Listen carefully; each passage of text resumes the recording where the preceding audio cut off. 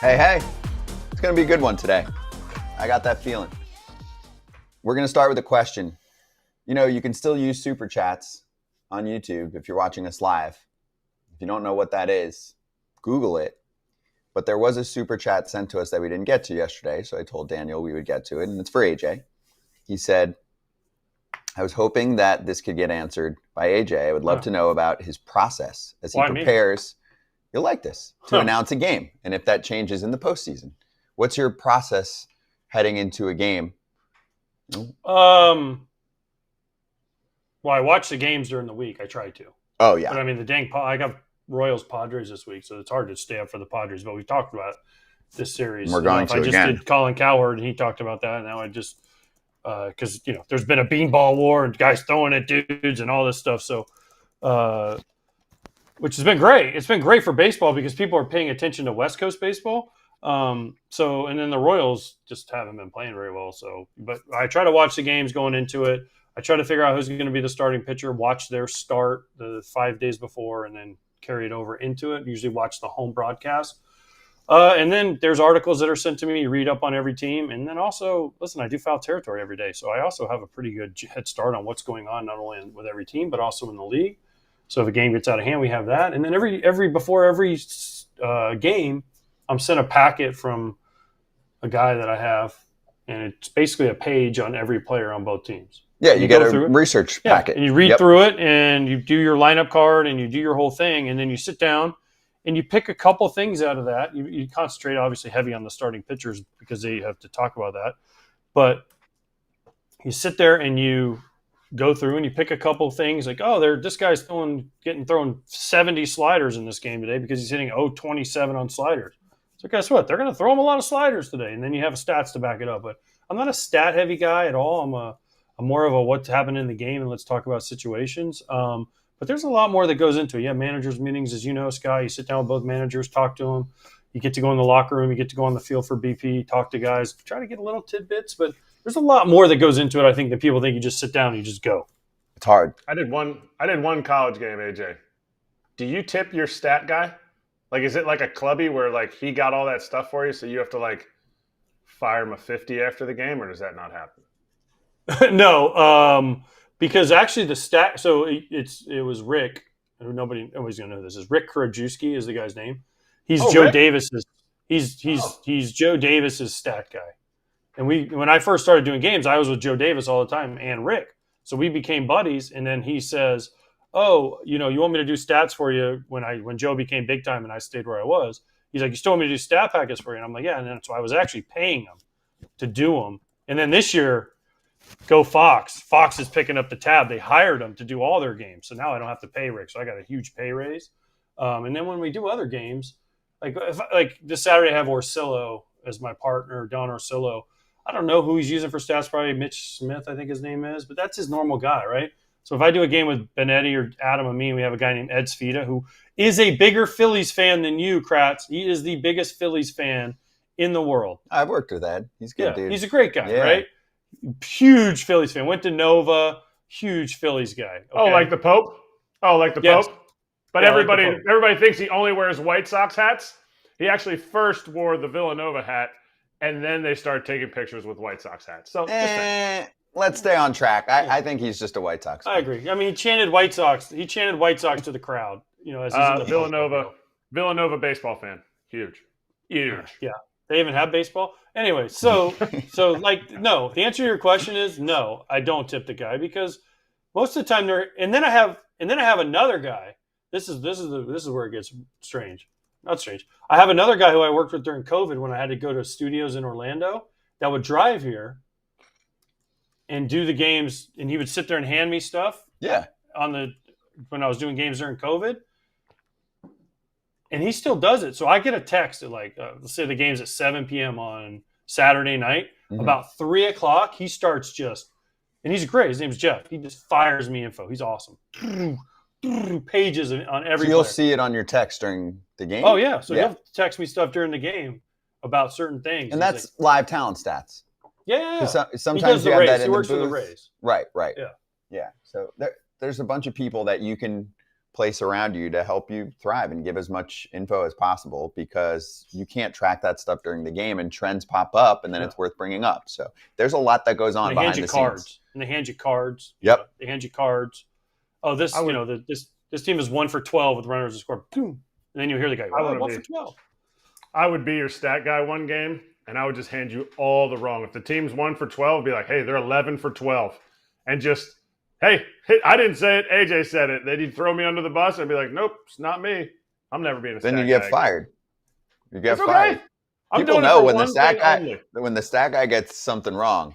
Oh, they feel it. Oh, yeah. Oh man, the stat guy messes up. The Twitter blows up. Mm-hmm. The Twitter blows up, because there's times where something might not be I don't know. There's some certain things that might change quick, and he might hand you a stat and something happens. Yes. And you're like, oh, this guy, 1 for 12, and then they get a hit, and you're like, sorry, 2 for 13. And you're like, It's like, whatever. But people just can't. Yeah, I had that time to time on the games. Mostly I would have it when I was doing studio shows, the one solo when I was at MLB, because all we did was talk stats 24/7. Yeah. So we're ripping dozens of numbers every few minutes, right? It's just stat. So if there's one thing off, all of a sudden I get Twitter mentions. Actually, I'm like, cool. We just talked about 2,000 stats in 2 hours, and we got 1,998 of them right. I think we're good. And before we get into anything else, because I know we got to charge them out here, but I got to ask you guys your opinion on this. The Tigers game is about to start. They have a doubleheader against the Pirates. Yeah, this is important. I know what you're going to ask. How the hell is Skubal versus Skenes not happening? How is it not happening? It's not like it's different days.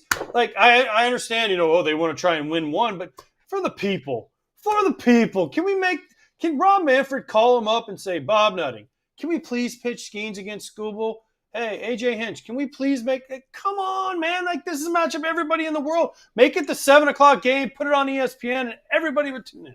Pick me. Okay, here's my pitch. If I was commissioner and I was actually friends with the owners and the players, and I had respect from both sides, I would actually do that. I would call Skubal and Skenes and say, hey, I know you guys get to pick when you're pitching, but could we make this happen? And I guarantee you, knowing both of those pitchers, that if you called them and asked them, right, the day before, they would say yes. Unless there's something going on behind the scenes, some little injury, or they really feel like it's going to make a difference. I know that. It's not like they had to move days. All they have to do is one's throwing at 1, one's throwing at 7. Yeah, you would think that one of them. They're not focused on that, Kratz. Their teams aren't. The league would be. It is the perfect phone call for a commissioner if it wasn't a CEO and it was a commissioner. Your thoughts? I mean, why? The NBA allows people to do load management. I came in to watch LeBron play against Giannis. Different. Okay. Well then, this isn't a load management situation. This is the same day. They're both pitching. They're both pitching today. But which team is punting on a win? Tigers don't even have somebody. You know who's pitching for the Tigers? 47 and 27. That's who's pitching for the Tigers. They want to make sure they win one game. They know Paul Skenes has given up a run in the last 8 starts. They're looking to win. They're looking to get the best record in the American League and lock up a number 1 seed in the playoffs. Guaranteed win. Erik Skubal versus everybody except Paul Skenes. Do you think that Skubal didn't get the option to pick which game he wanted to pitch in? I do. Do you think he called Skenes and was like, yo, Skenes, I want to play against you? No, I think they just said, hey, Erik, which game do you want to pitch in? Okay. And do you think they said the same thing to Skenes? Well, Heaney's a little more vet than Skenes, so I don't know. But you know what I'm saying? You're saying, Kratz, that they want to take one game strategically. Cool, I get that. But was it their decision, or do you think that the Tigers asked Skubal, do you want to pitch in game 1 or game 2? Because if that's the case, then that means the Tigers aren't really strategically lining up one pitcher for one game and one for another. They're going to their ace and saying, which one are you more comfortable with? And if that's the case, and Skubal got a call from someone he actually liked, then I think that he would consider making a matchup that we all wanted to see. Okay. Skubal, listen, there's one thing about Erik Skubal. He's not afraid. Oh, no. He'll be like, I'll match Skenes. He's like, I'll take Skenes. Yep. Let's go. He'll match it. He'll be talking trash, laughing too the whole time. Like, let's go. But that's exactly what a manager and a team is there to do. Skubal would pitch 9 innings every game. He would never pull himself out of the game. As a team, you're trying to strategically make sure you come out of a doubleheader with 1 win, especially with one of them being against Skenes. I get it. The Pirates don't win. Skenes is lights out. You get this win, then you go and try to take on Skenes in game 2. I don't think they tried to not place them together, but I think the Pirates too. The Pirates don't want Skenes going up against Skubal. They're like, crap, if we go up against Skubal, there's a chance we lose this game. I'm not saying how either of those pitchers, both of those pitchers, they would want to go 18 innings against each other. It would be the best competition. I agree with you. I'm saying as an organization and the team, I think that's how they're looking at it. Okay. If you're the Tigers, though, the Pirates are irrelevant. It doesn't matter. Their season was over April 25th. Their season's over before it started, yeah. Okay? So, listen, Heaney's having a nice start to the year for him. Okay, but if you're the Tigers, if I'm the Tigers, if I'm AJ Hinch and Scott Harrison, I'm looking at this. Who do we have a better chance of beating Skenes with? Skubal or bullpen day? Skubal. Yeah, you think if you're the Tigers, we can beat Heaney no matter who we pitch. No offense to Andrew Heaney, he's doing nice, but if I got to go against Skenes, guess who I want to match up against? My best. Let's go. I'm with you. Because there's a good chance Skubal could shut him out. Maybe someone runs into one off Skenes and they score one. Yeah. I bet you AJ Hinch said, Tarek, which game do you want? And it just didn't match up where Skenes got to pick which game he wanted. And this could be settled if there was someone who's looking at the bigger picture who makes a phone call and at least tries. They don't have to make them. I'm just saying it would have been cool to give that a shot. When you look back, you don't get these opportunities often. Anyway, we got to step aside. We'll get to the Dodgers Padres or the Dodgers beef later. Junior Caminero is waiting for us, set to join us on FT. We'll talk to him next. Rays are smoking hot. Woo.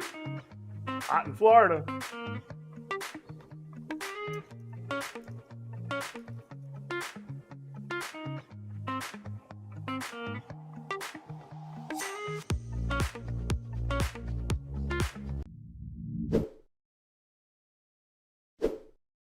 It is summertime. We are in the thick of golf season. It's always golf season down in Florida, but we're in the thick of golf season across the country, and someone's looking to get a new club. That logo should say it all. PXG. What do they do? Go get fitted. Mm-hmm. Go get fitted by one of their master fitters, professional fitters. I've done it. It's helped shave many strokes off my handicap. It is worth it. It's educational. You learn about not only clubs, you learn about shafts, you learn about grips, you learn about angles. They have all the numbers, all the setups that you need to help improve your handicap. You feel like a VIP when you're there. 100%. They even help my putting, which needed help. Mm-hmm. They help your putting there. That's how cool it is. So schedule your fitting today, and for a limited time, you could save up to 20% on your entire order. Head over to pxg.com/foul. That's pxg.com/foul to save up to 20% on your entire order. pxg.com/FOUL. Restrictions apply. See site for details. We do have another super chat coming in hot from YouTube. How did you guys decide on what bat to use? Did you change much in terms of size or brand? Would guys try each other's bats? I used the same bat my whole career, so I C243, I swung on my whole career. I never switched. I mean, Marucci, when I went from Louisville to Marucci towards the end of my career, it wasn't called C243, but it was the same bat. They just changed the name because obviously Louisville and Marucci are competitors, but I used the same bat. I tried switching once. I hurt my thumb so bad because Konerko was like, use this bat. And it didn't break. And that's why Konerko had thumb problems his whole career because his bats didn't break. Meanwhile, I'd get a jam. That's what you want. Yeah. Kratz?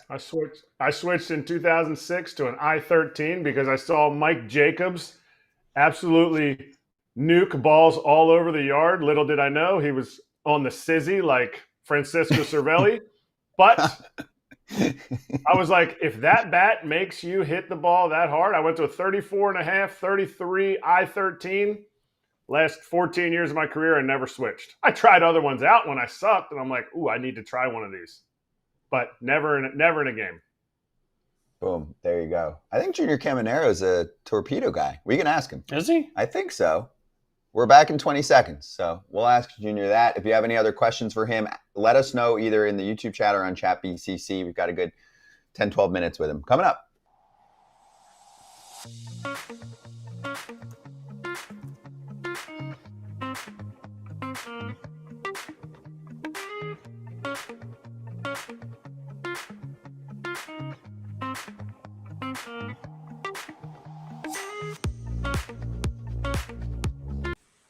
Here we go. Junior Caminero joining us right now on Foul Territory. We're excited for this, and we'll also get some help here from Eddie Rodriguez, who will be interpreting. So, Junior, great to have you on. Thank you for the time, and same to you, Eddie. Thank you for the time. Thank you for having us. Okay, I want to start with an epic comeback from the Rays. You do not get to see this often. So can you take us through what that was like when you're down 8-0 early on, your team catches up in 5 minutes, the offense has been on fire, Junior. What kind of conversations go on in a dugout when a team's down that bad and comes back that quickly? No, nosotros siempre nos mantuvimos con la cabeza en alto, nunca bajamos la cabeza. Es un juego que pasa cuando estábamos 8-0 en el segundo inning. No nos dimos por vencidos, siempre tratamos de seguir jugando la pelota y algo bueno iba a pasar, pero lo que más tuvimos fue la cabeza en alto, que eso fue lo que nos ayudó. Yeah, we never gave up. We kept our heads high. It was hard coming from down from 8-0, but we kept our focus and our head on our shoulders, and we were able to get that game. Okay, I got to ask. First of all, rookies must be built different right now, Junior, because your house behind you, your casa. Oh, when I was a rookie, I barely had a room to sleep in. I mean, he's got look at that thing, right? No, yo estoy aquí en la sala. Yo estoy aquí en la sala de la casa. I'm in the living room of the house. Yeah, I didn't have a living room. No, when I was a rookie. Oh. Nombre. Yeah. All right. Second what thing. Number? What number? Noah. Noah's the dog name? Noah? I have a dog named The name. Noah. Oh, I have a dog named Noah too. Oh. Yeah, Nice. all right. So then I got to ask, because before we get into the game, I know we already jumped into it, but your eyebrows, I gotta do that. I gotta figure out how to do that. What? The lines. ¿Cómo hacer la línea en tu ceja? Yeah. No, eso me salió así natural. Yo voy al peluquero y le digo, mira, trata de hacérmela bien, no me la desvíe porque después tengo que quitármela entera. So, trata de hacérmela bien, pero me gusta. It was just natural. I go to the barber shop and I tell the barber, hey, just do it straight. Because if you don't, I'm going to have to shave all of them. So, perfecto. Okay. All right. Now let's go to the game yesterday. 4 for 5 for you yesterday. And I watched a lot of this game because it was an amazing comeback. But you had a celebration for every hit, and then you have a handshake for every teammate. How do you remember all the celebrations and all the handshakes, every guy that you have different? ¿Cómo te explico?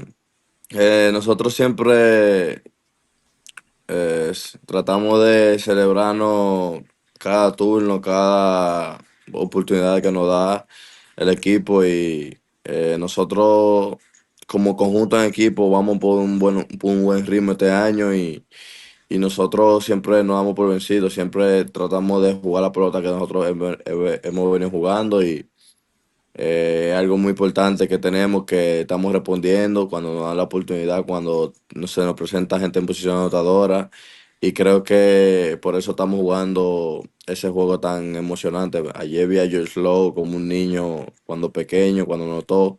De verdad que yo se lo dije a ellos, le dije, wow, esto es impresionante lo que está pasando hoy en día con nosotros. How can I explain? We're having fun, and I just go out there and we have our handshakes and whatnot, and it's all about having fun, having fun right now. We playing very well. I told Josh Lowe, and seeing him like the way he was having fun yesterday during the game, it's something that we're trying to do our best, and we're playing hard, and it's showing. What stadium's harder to hit in? Steinbrenner or Tropicana Field? No, a mí me gusta más el Tropicana porque no hace sol. Pero Estamos aprovechando este play porque aquí la bola cuando dice a correr va a correr. I like Tropicana better because there's no sun there, but we are taking the advantage on at Steinbrenner because when the ball say it's gonna get out, it will get out. Do you take different swings at Steinbrenner? Do you try to go because you can go everywhere. You got popped to left, to right, to center. But I've watched some games where it looks like you are really trying to stay inside the ball and go to right field, and you get the ball up in the air there. Para calle, quadrangular. Yes, no, es que no trato de amarle para el y eso, sino es cuando venga a donde venga la bola, yo trato de hacer un buen daño. Y he venido trabajando mucho con los coaches, con More, con Brady, poner la bola en el aire. Cachi siempre me dice, in the air, in the air. Entonces ya con eso ya yo tengo que tratar de poner la bola en el aire y estamos trabajando en eso. Después que yo estoy trabajando en poner la bola en el aire, ya he dado como 9, 10 jonrones en las últimas 3 semanas. No, I tried to hit the pitch where it's at. But I've been working with getting the ball more in the air, working with Motor and Brady, and also Kashi. So he's always telling me, just to put the ball in the air. And within the past 3 weeks, by doing that, I've had like 9 home runs. So that's what we're working on. All right, Matola doesn't know anything. You can tell him I said that. Tell Matola the only thing Matola knows is how to lift weights. How to lift weights and be jacked. What a strong. Yes, you want the strong. Yes. All right, so you're talking about hitting home runs. All-Star game, home run derby. If you get to the All-Star game, which would be awesome for you, would you do the home run derby? Que si te yo haría en un seleccionan, que si te seleccionan para el juego de estrella, que si tú harías el home run derby. Si me seleccionan para juego de estrella y me dan la oportunidad de un derby, yo creo que va a ser eso lo más divertido que yo puedo tener. No te diría que ganaría, pero sí te diría que voy a montar un buen show. Voy a montar un buen show, pero no sé si ganaría, pero yo sí sé que puedo montar un buen show y poner a la fanaticada a disfrutar. If I get selected and they give me the opportunity, yes, I'm not going to say that I'm going to win, but I'm going to put a great show for the fans and it's going to be entertaining. That's awesome. Have they called? Que si te han llamado. No. Yo vi algo que me han mandado los amistades míos, que me han mandado cuando me levanté hoy, que el MLB subió como que le gustarían que todos muchachos participaran en el Home Run Derby. Yo estaba ahí, pero no me han dicho nada. Mi abogado, Rafa, le escribió a ellos que quiere que yo vaya, pero no sé. No, nobody has called. Some of my friends, they sent me something that they saw that MLB posted that they wanted some of the young guys in the game to be a part of it. My lawyer, Rafa, he called them, but nobody has called me. Pero si me dan la oportunidad y ven esta entrevista, yo quiero ir. But if they give me the chance and they see this interview, I want to go. We'll make sure they see it. Yes. Make sure they see it. Yeah, All so right. vote for Junior. Yes, vote. Hell yeah, vote for Junior. Vote for Deserves to be Junior. there. Yeah. All right, who's his corner man? Who's his hype guy, right? Because I remember David Ortiz kind of started this. He had the guy running out with the Dominican flag and doing the whole thing. And Vlad, he had his people, and Nelson Cruz, and all these guys from Dominican have had like their hype guy. So who's Junior's hype guy going to be for the All-Star game? Giving them the massage, feeding them the Gatorade. Que quién va a ser la persona que va a estar ahí contigo, porque toda esta gente, Papi, Guerrero, ellos tienen a alguien que son los que le están dando ánimo y le dan el Gatorade y le dan No, masaje. mi familia, la pareja mía, quizás 2 o 3 amistades lleve, pero creo que voy a tener a un primo haciendo eso, haciendo que, tú sabes, que vive esa experiencia. Tener un primo ahí haciendo eso, amistades. Pero sí, yo sé que David estará ahí y si voy me va a dar mucho que hablar, ¿sabes? Y mucho que compartir con él, pero Si voy, llevaré amistades y eso, de que van a aprovechar esa experiencia al máximo. If I go, Y you know, my mi family. hermanito también, mi hermanito Geraldi, discúlpame que te interrumpa, mi hermanito Geraldi también yo lo voy a poner que vive esa experiencia ahí. My family, you know, most of all, and maybe a cousin. I know David Ortiz is going to be there. And lastly, my brother, you know, he's Geraldi. He's I wanted to have that experience, and it will be mostly family, and that will be it. Do you have any family that would throw BP? Do you have like some other people like Yo, brothers no, or no, no, no, no, mi papá es nobody? muy malo, mi papá, pero voy a llevar a Tomás, el de nosotros, Francisco Tomás. No, my dad is very bad at that, but we'll take Tomas. He's he's one of our coaches. That's good. Hey, what's changed with the Rays the last few weeks? Your team is on fire. What are you seeing? Yo no he visto que hemos cambiado nada, sino el juego que hemos venido jugando. Eh, eh, yo siento que lo que hemos venido hecho, lo que nosotros hemos venido haciendo es que cuando se nos presenta la oportunidad, la aprovechamos. Cuando tenemos gente en posición anotadora, la aprovechamos. Y eso yo siento que no está dando crédito. El picheo es tremendo, ¿sabes?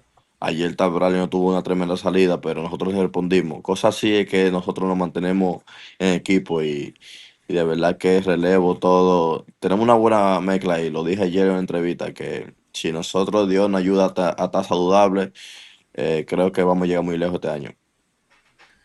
I really haven't seen anything different. The only thing I can say is like we are taking the opportunities that are given to us. We're taking advantage of those, and you know our pitching staff they've been doing a great job.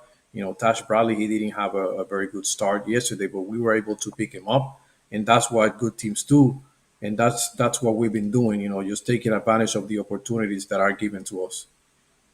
Okay, you guys are playing. You guys are playing great. So you guys are hot as fire. So two things before you go. One, you got to meet LeBron, right? Last time we had you on, you said you're going to the Lakers game. You got to meet LeBron. There it is. Yes. Very nice. Very nice. That- And then what do you do with your dog when you go on the road? What do you do with Noah when you go on the road? Who watches Noah? Because do you take Noah in a little bag with you? No, no, no, no, no. Mi pareja se queda con ella aquí en la casa y cuando ella se va conmigo de viaje, se lo pagamos a una persona para que lo cuide y eso y lo entrene, pero mi pareja se queda con Noah. No, my partner she stays with Noah when I travel, and when she's going, we pay somebody, and he stays with her. All right, last one. Last question. ¿Quién lleva ropa más ajustada? ¿Mi hermana pequeño o Motola? Mi hermano pequeño is Yandy Diaz. Who wears tighter clothes, Yandy Diaz or Chad Motola? Yandy. Todos días. Yandy. Chas. Good guy and be strong. Oh yeah, yeah. Strong, big strong. Yandy's Curls clothes every are day. so tight. Yandy's clothes are so tight. Every day when I go to the gym, Yandy is here. I say, whoa, take a one day off. Never, nunca. Never, But never. his pants are so tight. If he farts, his shoes will fly off. Yo le dije a Yandy que relajando, le dije, mira, deja de hacer un poquito de bíceps porque cuando tú le das la bola no puedes hacer un viento, entonces no la puede levantar, por eso está dando mucho rolling. I told Yandy as a joke. I said, "Hey, stop doing biceps because you know you're too strong, too big, and when you hit the ball, that's why the ball doesn't go in the air." Yep. Round ball. Amazing. Wait, hold on. There's a crowd watching on Marquee right now, and the TV crowd. We're stepping aside for a moment, but we'll stay here 2 more minutes. AJ's got one more question, so that crowd's going for a sec. We're staying on YouTube for the 220,000 subscribers there. Go for it. Junior, before we let you go, when you go on the road and you see the big league stadiums, right, and you go to Baltimore and New York and then you come home to Steinbrenner, I know it's nice, but do you still wish that you guys were in the Trop? Because it is different. Sí, es diferente, es diferente. Cuando vamos a un estadio de Grande Liga y después volvemos a donde estamos jugando de San Brennan, es muy diferente, se siente diferente, pero con lo poco que se coge en ese estadio, la fanaticada va y no apoya, ¿sabe? Eh, Uno no controla la naturaleza, mira lo que pasó en el Tropicana y nada, vivir este proceso en este play, aprovechar las oportunidades. Y nada, sentirnos como en casa ahí por este año. Se siente muy diferente, pero, ¿sabes? Quedarse ahí este año y aprovechar que estamos en este play y gracias a los Yankees por prestarnos al estadio. Pero es muy diferente, muy diferente. Yes, it's different every time we play at major league stadiums and we come back. But we are having fun. You know, the fans are supporting, and that's what matters. You know, we have no control of nature. You know, and what happened to Tropicana. I love playing there too, but you know, we just have to take this opportunity. You know, and thank to the Yankees that they let us use Steinbrenner, and but it's different. Well, hey, it's been fun to watch this team. You guys are making a hard charge for the Yankees. Go get them, Junior, and everyone go vote for Junior Caminero to make the All-Star game so we can get a nice little show for the Derby, too. Good to catch up with you. We love talking to you. Thanks for the time. Keep doing your thing, man.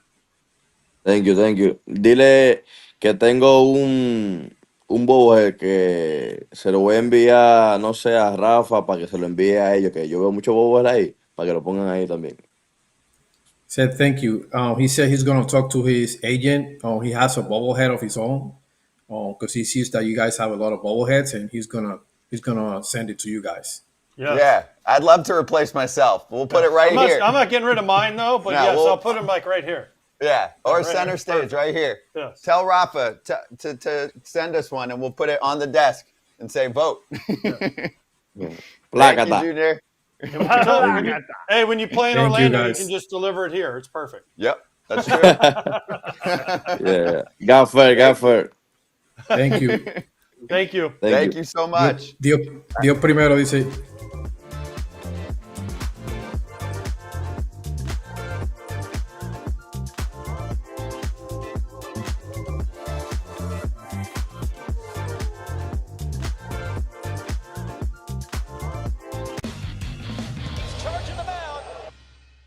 All right, let's charge. The Padres and Dodgers are giving us really good theater. These are fun games, especially for Will Smith. He loves facing San Diego. Ooh, don't throw him a heater down. Do not throw Will Smith the fastball down. He almost got him, and then he got him. Was that a change? Whatever it was, don't throw him anything down, maybe. Suarez throws like 98% fastballs, and he freaking hammered a changeup after he hit a dinger foul.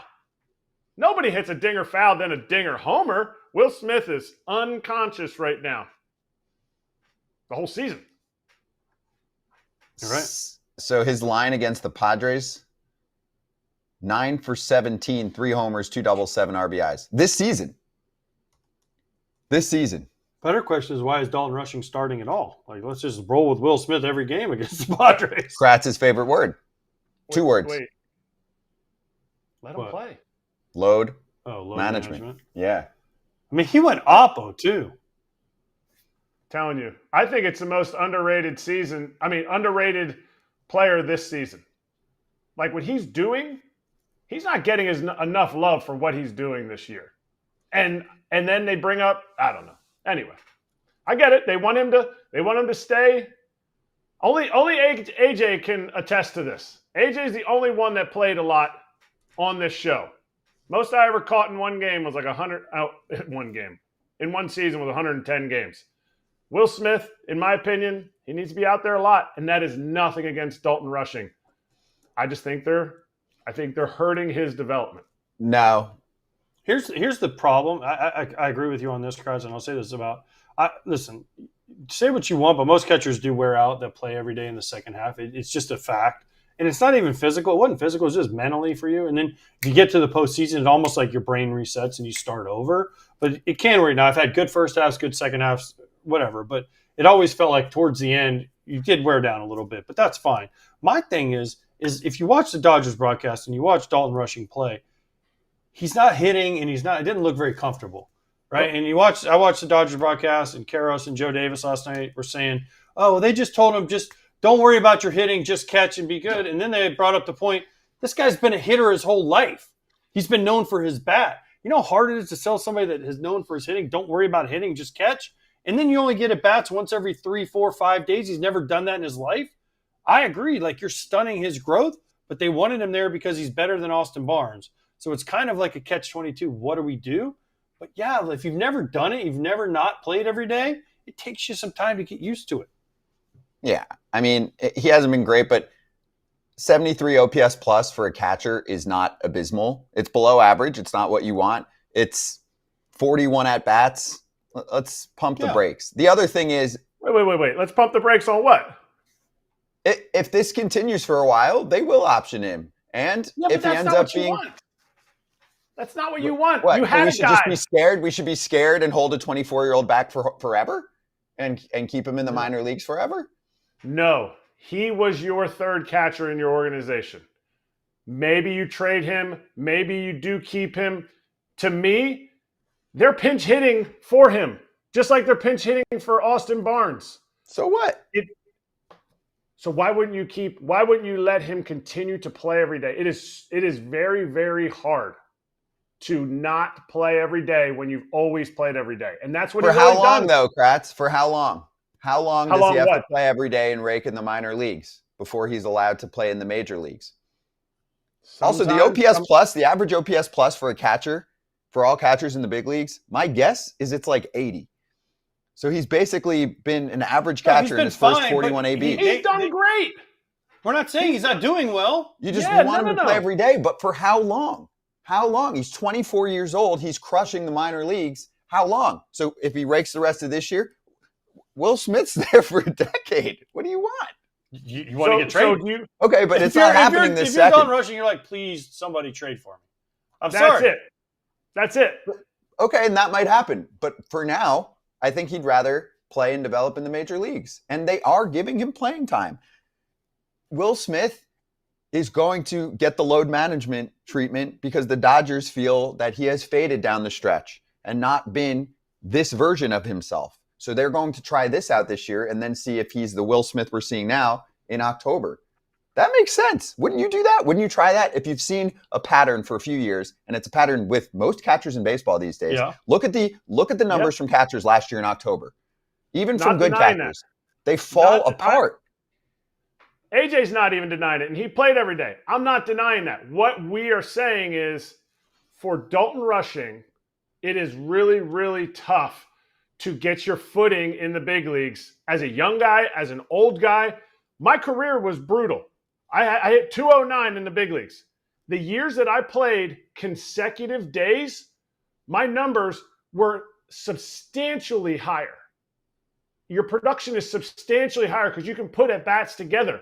He's now, and I had already been in the big leagues up and down, going through it as an older player. He's now learning in the big leagues to be a bench player. That is where I think they're stunting what he could be. I've watched him hit. I watched his minor league at-bats. In my opinion, his swing, his plate discipline, everything that he brings with power and plate discipline, he could be a starting catcher in the big leagues. I don't think you do that to a starting catcher and make him a backup in the big leagues. That's all we're saying. He's doing awesome. 73 OPS plus, coming off the bench, not getting your third and fourth at-bats in games. I think it's tough on him. And I hope it doesn't stunt his growth. That's it. Yep. But they might not trade him. So then you're just asking them to let him rot in the minors forever. Well, no, eventually you have to make a decision and bring him up, which they did. They want him to be the second catcher. If you're Dalton Rushing, not every player wants to play every day because I played with some guys who didn't want to play every day. But most guys want to play. Most guys want to play. Because the only way you get paid is if you play. You're Dalton Rushing right now. Do you want to play every day in the minors, or do you want to be on the freaking Dodgers? No, you want to get traded to where you can go play every day. Okay, but that's not an option right now. I'm giving you two. Which one do you want? Well, I'm sure he'd say he'd rather be in the big leagues. No doubt. And also, he's not 20. He's 24 and a half. No, that's not that. Yeah, but he wants to reach free agency. He wants to make $100 million. Can't do that in the minors. Like, if you are a prospect, you do not want to sit there. For me, I want to always go to the big leagues over the minor leagues. My opportunity has to be in the big leagues. Orlando Arcia had options to go other places. He's in the big leagues with the Rockies. They aren't a good team for him to be on, but he's in the big leagues. For Dalton Rushing, a prospect, he is looking to the. You need to be looking to the future. You need to get your 6 years in the big leagues so you're a free agent and amass a lot of at bats and home runs and innings. He's not doing that on the bench. What do you mean he's not doing that on the bench? If he's not on their bench, he's in the minor leagues getting no service time. And he is a better catcher right now than Austin Barnes, according to the team. I just don't know what you guys want him to do. You want him to just sit in the minor leagues forever? What's the solution here? I want the best for his career. It's kind of like telling a pitcher, throw the ball as hard as you possibly can and see how long your career lasts. Or should he request a trade? You can figure out how to make you can't request a trade. So it's a hard spot. That's my point. They're not trading him right now. Kratz, they're not trading him right now. They want a second catcher who's going to play more than a backup catcher, number one. Number two, they want depth. The Dodgers are all about depth. What if they trade him and then in August, Will Smith gets hurt? And they're like, damn, we had a guy who could start and play every day. Who would have been a first division catcher. Barnes. No. I'm just so far against you on this one. But that's fine. Agree to disagree. Last part here. Will Smith, according to Inside Edge, 364 on low breaking pitches, second best in baseball. Actually, do you know who's first? I do because I. Oh, you looked. Kratz, do you know who's first? Did you see? On low breaking balls? It's a teammate of his. Because he hit the homer on the 91 changeup. Yeah, I think I heard producer lady say it. It's Pages, right? Yeah, it's Pages. Yeah. Well, Pages. You guys can speak to how impressive that is. 364 on low breakers? Yeah. I mean, that's good. AJ, how many times did you ever go, hey, this guy hits the breaking ball low? Let's go slider. Let's throw it high. Let's hang one. You use that to your advantage. You know how you do it? You start a breaking ball in the zone and have it break down and get him to swing at it. Attack him east-west. Yeah. Right. Attack him down. No, attack him down because he hammers the ball down in the zone. So to me, then I'd look for his chase zone. If he probably chases middle down, like I think that changeup right there by Suarez was probably trying to bounce it since he throws 89% fastballs. He's probably trying to bounce the changeup, and that's where you get the chase zones, unless he chases away. But I know Will Smith has good plate discipline off. He's more of a chase down guy, so that's where you try to expand off of it. You don't not throw it. Last part overall in this series. First of all, Pages got hit. Machado staring down a little. It's fun. It's been good theater. Yeah, it's good theater. Is this a statement series for the Dodgers because they're not even close to full strength? Okay, fine. No, actually, the Padres aren't either. The Padres need help. Right, on offense. It's more to me the fact that the Padres need help. Whether it's Michael King, Darvish coming back, the Padres need help. And A.J. Preller, that's to me is the story. They need a batter too. They need a bat and they need some pitching help because their bullpen has been good, has been getting whacked too. Yeah. Okay, good series. Good litmus test. You think they need a bat? You think they need a bat over? I mean, I felt like this series was an SOS for their pitching. Their bullpen was just – they would lose games. Their best pitchers were throwing. Like they were coming in one-run games that they're already down. It just – they need starting pitching. They need it. You lose 3-2, you need a bat. They didn't address left field in the offseason. Oh, wait. Actually, I was watching Friar Territory at 2 in the morning last night. Kyle Glazer was hosting it live from the ballpark.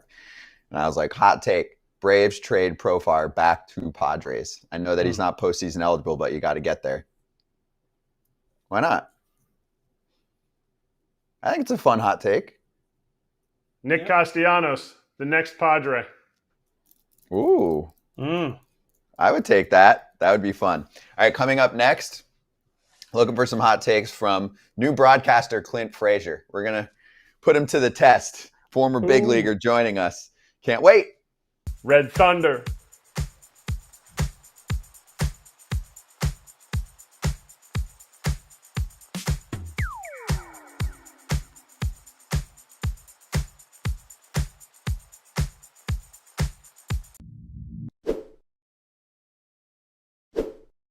It might be that time. If you're looking for a new car, there's one place to go that is going to take care of you, and it's Car Gurus. Yeah. Looking for a car should be fun, not exhausting. Everywhere else, it's exhausting. You're dodging people. You're trying to just, can I look at this car? Car Gurus, you type in your search, you find the color that you want, it narrows it down for you, and all of a sudden you're like, this has been an exciting experience, and you got a great deal. With over 4 million listings, Car Gurus has more car listings than any other major online automotive marketplace in the US, so you can find the best deal. It's no wonder SimilarWeb estimated traffic data shows Car Gurus is the #1 most visited car shopping site. Buy or sell your next car today with Car Gurus at cargurus.com. Go to cargurus.com to make sure your big deal is the best deal. That's cargurus.com. Cargurus.com. We have an update. I know Armand in the chat and a couple others were pointing out that Evan Petzold, who covers the Tigers for, I think it's the Detroit Free Press, we've had Evan on before, wrote this, or really a quote from AJ Hinch today. He was asked about the matchup that didn't happen. Ready? Here's AJ Hinch, or here's Hinch. I'll make it really simple from our standpoint. I went to Tarek and asked him which game he wanted. He said the early one. At that point, we're going to lock in Tarek for that game that he can prep for. I don't know what went into their decision why Skenes is in game 2 versus game 1. That's a good question for Don Kelly, manager for the Pirates. Put him on the spot. I'm going to take care of my guy and let the baseball work itself out how it does. I guess I could have gone to Tarek and said, hey, Skenes is pitching game 2, so you're going to move to game 2. And I can imagine, while cool, he would have said, I'm going to pitch game 1. Yeah, it's not. Listen, if Skubal wanted to pitch game 1, he was going to pitch game 1. We know this, right? Mm-hmm. It just would have been cool if they would have matched up since they're pitching on the same day. I don't know how Don Kelly handled it, right? But it would have been cool if they would have pitched against each other. That's it. It's not a knock. Listen, we say this, we're not knocking anybody. It just would have been really awesome. Think about if they could have somehow figured out a way to do Skenes, Skubal, put it on national TV, and said 2 of the best young pitchers, one with a Cy Young, one coming for a Cy Young, are pitching tonight against each other. People would have tuned in. It would have got people talking about baseball. Even if it was the day game and then Skenes moves because he's like, all right, Skubal's pitching the day game. I'll go to the day game. Even if it's the first game at 1 o'clock, which is in a rain delay right now, throw it on national TV and say, let's go. I'm with you, man.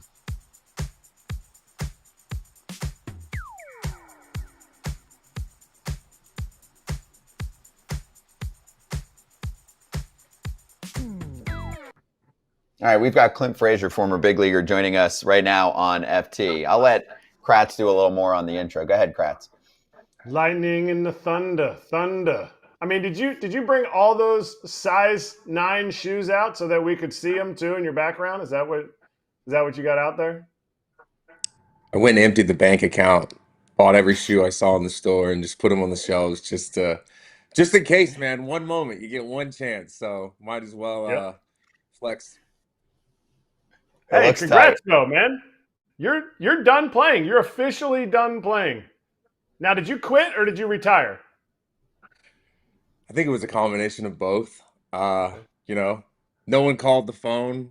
The hits stopped coming. I remember Brian Cashman told me one time, "Hey, man, if you get a lot of hits, you'll have a lot of friends." And started looking around, and there wasn't a lot of friends.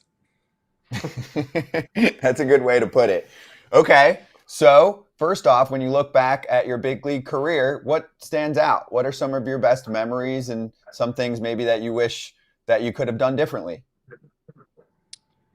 I mean, I think overall, obviously, getting drafted was obviously a big thing that I was trying to accomplish at a young age. So to just get that opportunity, I think I had expectations that were a little bit higher than what I achieved, but things happened along the way. I got opportunities and, I took the most of them as I could. And, I had a crazy first week of my big leagues. I think that's the highlight of my career, which is kind of funny if you think about it. But, I came in, I think I homered and doubled in my first game. I hit a walk-off in the first week on the guy that closed the All-Star game, Craig Knable. So for me, it was a cool first week. What came after that was ups and downs.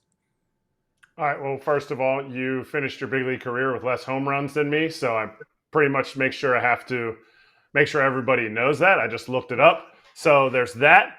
But We were just talking about a guy named Dalton Rushing who just got called up to be a backup. He was a big-time prospect. Do you feel like a prospect can get called up to the big leagues and not play every day and have success? Or you feel like it's setting you up for failure if you do that?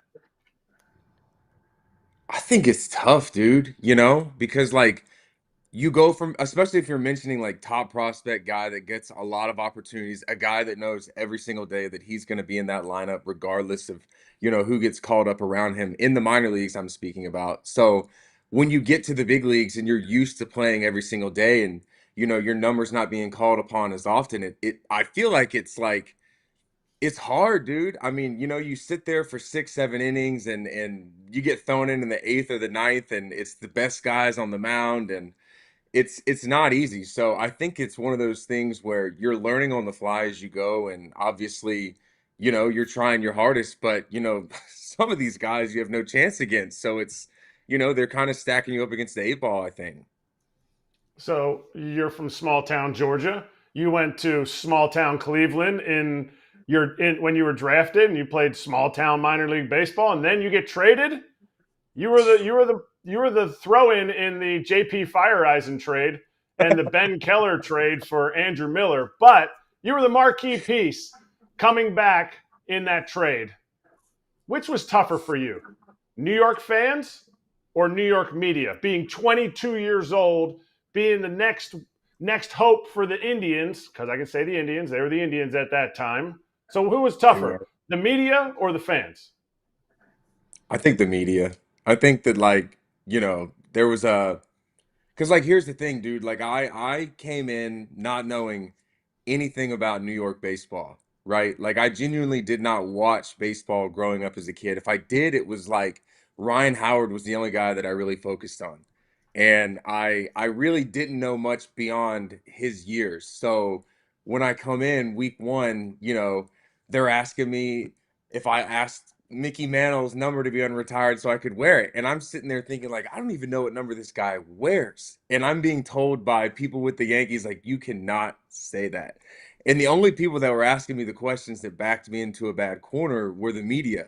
So for me, I felt like they saw that, I was going to give an authentic answer. I was going to be honest. And I genuinely, at 22 years old, had no idea that I was kind of being fleeced into, some clickbait headlines until eventually I read a few of them and I was like, okay, I kind of see what they're going with right now. So, every now and then I would lean into the questions and give them what they wanted. But, there was obviously times when I was like, I don't want to deal with this guy today. So I'm going to be vanilla. Hey, Clint, it's crazy what you're talking about and how they tried to get you to do this. But was there a veteran guy that grabbed you and said, hey, you don't have to do this. You don't have to speak about this. You don't have to answer this question. You can give the Derek Jeter, say a bunch of words and don't really say anything, and they'll all love you no matter what? There was no veteran that grabbed you and said, hey, let's do this a little bit differently? Maybe they did, maybe they didn't, but I can't remember a specific moment where somebody came up to me and was like, "Hey, brother, you need to go this direction instead of going that direction." And ultimately, I genuinely and I say this with no disdain, no nothing towards anyone. Like I never really had somebody that actually took me under their wing and stuck with me the whole time. Maybe it was in short bits I had somebody that was trying to help me along the way, but it was never like if there was issues with what Red Thunder was doing, it was all behind the scenes and no one ever pulled me to the side to kind of help me. I went through a lot of stuff that was silently going on behind the scenes that I would find out from, just being around people and seeing how they were acting. All right, so one of the things that was behind the scenes and came out was what Dellin Betances said, the story of your Jordan contract. Can you tell your side of it? Because Dellin went on the Altcast the other day and told his side of it and how Gardy pranked you a little bit.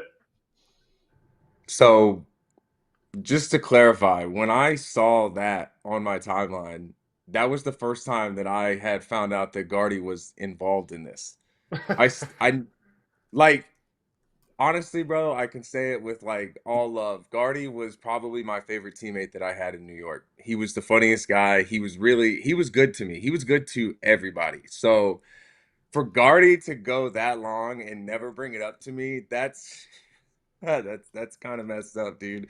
Because I hung out with him a lot, so it does feel like a Gardy prank, but it feels like it was executed by CC. So for me, like I'll just keep it straight. Like look, man, I was trying to wear Jordan cleats during the 2019 season, and I don't really know what was going on that year. I had a lot going on, but I was putting cleats on the bottom of shoes. I was spending a lot of money on stuff that was really just not needed to be spent on in the shoe world. So I started to do this, and it got a lot of attention on social media. I did a really good job at like posting some pictures, posting some comments, like trying to engage with people to let them know that what I was going to be wearing that night. And I just happened to have three teammates who were signed by Jordan who thought that that was kind of corny on the other side. So for me, it was like, hey, like I'm doing the best that I can. This is an attempt to try to get a Jordan deal. This is the best I've got. And so, I show up to Yankee Stadium one day. There's this vanilla folder just sitting on my locker. Like thinking about it now, like it's super suspicious because I don't even know if there was like a postage note from it. But I open it up and it's this white letter. And I actually spent hours looking for this letter. It's in my house. I know it's here because I kept it because I was like, I have to keep this regardless of if it's real or not. But the most convincing thing was that the letter, like the paper was so thick. Like it was so professional. The way they stamped the Jordan logo into the top, I was like, I mean, from the beginning, I was like, somebody of some good stature sent me this, and I did it. So I started going around, started asking some players, like, hey, like, what do you got on this? And everyone's like, yeah, that's good, that's good. Like, I think I talked to CC, I think I talked to Hicks, but the guy that sold me the most was Dellin. Like, Dellin was good to me. We didn't have a lot of interactions. So when Dellin was like, hey, man, I got that letter too. Like, Dellin has no idea, but that sold me. Like, that's when I was like, I'm a Jordan guy. That's it. I'm a Jordan guy. Dellin said he got the letter. I'm in. He was the only one that I believed, right? So a few days go by, and I mean a few days. He said it was 24 hours. That is not what happened because what followed was the Red Sox series where I had a bad game and I got Jessica Mendoza sitting in the booth holding a pair of my shoes saying like, these are so sweet. But on the flip side, I'm in right field just like a casualty out there dropping three fly balls. So she goes from like talking good about my cleats to talking bad about how I'm playing. And so I single-handedly lose the Red Sox game that night, basically, and come back to my locker and change, and there's like, I don't know, man. I mean, it was like a block party inside of Yankee Stadium locker room with the media, like 100 of them there, like just feasted. So they're waiting for me. I go off. I took a phone call from somebody that I needed to talk to and ended up not talking to the media. So a few days go by, right? Like the Red Sox series finishes. We go to Toronto the next night. We have an off day. There's plenty of time to tell me that this letter is fake. And nobody tells me. I actually went to Gardy's room because he checked on me that night. Uh, and then the next day, I'm sitting in the locker room, and CC comes up to me, and he's like, "Hey, cuz, that letter's fake, dude." And I had already made 50 phone calls, dude, trying to confirm that this was real. Like my agents called the Jordan people, and they're like, "We did not send that letter." So they got me, and I felt like it was a little too far because I didn't have a good relationship with a couple of the people involved. So for them to do that felt a little more cruel than a prank to me. All right. Well, was it cruel this year when you saw a Yankees game and dudes started having a little bit longer hair and a little bit more beards? Like, dude, you tried to when you got traded over from the Indians, God, you had your red thunder hair. And they said what to you? you gotta chop the locks, kid, immediately. I mean, I did. I remember specifically Jenny Steinbrenner seeing me for the first time and coming up to me and like grabbing my hair and being like, I can't wait for this to be cut. And this was in the off season. So like I knew right then and there, I was like, this is not going to be good. Cause I'm not the type to want to do things the first time you ask me. And I tried to buck the system and certainly kept the hair above the shoulders, but man, it seemed like it was like all the way down my back the way that it was being covered. I think it was because it was red hair, dude. If it was blonde, I don't think anyone would have cared. So what did you think when they got rid of the beard policy? I was just highly offended, man. I was highly offended that because I felt like I was one of the guys there that certainly was trying to like push the envelope, like the whole 2020 season underneath my COVID mask. Like I had a full beard that year. So I was already trying to like go certain routes and hide the stuff. And when they got rid of it, like 1 year after I'm gone, I was like, you got it. That felt personal now that I'm actually thinking about it. That feels personal a little bit. Well, yeah, I get it. All right, Clint, I want to know if you look back at your career now that you're done playing. You had good numbers at AAA every time you were down there, and then you got to the big leagues. You had some ups and downs, obviously. What's the biggest difference in AAA and the big leagues as far as hitting wise, pitching wise? What's the difference? I think that like one of the big things that I noticed in AAA versus the major leagues is that like when you're in the minor leagues, it's like there's really not guys that you look at and you're like, wow, like I haven't seen something like this before. And then another thing that stood out the most to me is when I'm standing in the outfield, like there's a whole nother deck to these stadiums. Like the amount of people that fill these stadiums and the eyes on you, it creates like this aura around the players when you got Aroldis Chapman coming out of the bullpen and the whole stadium's lighting up with flames. And you're like, I didn't see that in AAA. Like I didn't get that experience. So I think for me, it's just like you see these guys and you feel like you're supposed to be there. And once you get there, they're there. You got 1 second to make an adjustment to hit off these guys. And it's a lot of established big leaguers that have faced people that are certainly more capable or have accomplished more in their careers than what I've done in my short career. So I'm just like, I'm David versus Goliath, like I think that's really what it comes down to is that the older that I say this, the older that I got in baseball, the more I started to realize that like there's levels to the preparation that these pitchers and players have. They're a little bit older and there's tricks and things that they can do to get you to fall bait to the things that they want you to swing at. And I fell bait to plenty of things because of, just being a younger guy, not being around the block and not having a lot of experience compared to some of the guys that were in the major leagues for many years beyond whenever I got there. When you were in the minor leagues with the Yankees, did you feel like at one point coming over from the Indians, they were a little too analytical, a little too just in that direction for you? I mean, I remember being told by a specific person in the analytics department that they didn't believe in like players getting hot, and that was all analytically driven. And that was their way of saying, like, for instance, like I could be 55 for 55 and they would be like, he's not hot. Like he's going to cool down. Like they believed you were what you were.